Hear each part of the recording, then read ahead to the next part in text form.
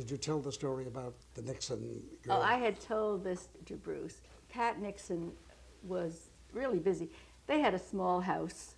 They didn't have an official residence. Very little money. Pat used to make her own hats.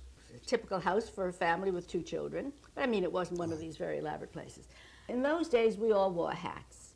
The last time I've ever worn a hat was when we were in the White House. Pat would travel with her husband or whatever little traveling he did. But she was pretty busy, so I used to take the Nixon girls, Julie and Tricia, out to swim. I'd take them to the country club that we belonged to, or I would take them to the White House. The Nixons couldn't use the White House pool. It was open only to the White House staff, and so we used the White House pool. So I invited the girls to swim there, and one day there was a new film, a 3D film opening at the theater down the street on Pennsylvania Avenue.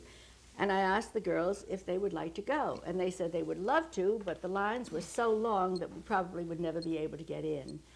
I said, don't worry about it, because I knew that I had a very close friend who was a correspondent for Variety, and she knew everybody there. So I invited the 2 girls and my 3 girls. Bruce was, I guess at that time Bruce was away at Exeter.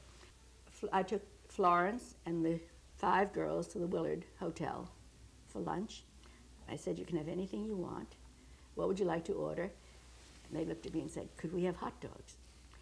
And the captain said, we don't have hot dogs, but wait. And he sent around the corner to the delicatessen, brought back hot dogs for the Nixon girls. We had a wonderful lunch, and then we left to go to the theater. And when we got there, the line was really around the block, and it was impossible to get in. They were so crestfallen. Florence said, don't worry about it. We walked past the line, past the box office to the manager's office, and as the manager was leading us into the theater, Julie looked up at Florence Lowe with awe in her eyes and said, Mrs. Lowe, it's wonderful to know someone as important as you are. They were roughly the ages of my children, maybe 8 and 10, something like that. Yeah.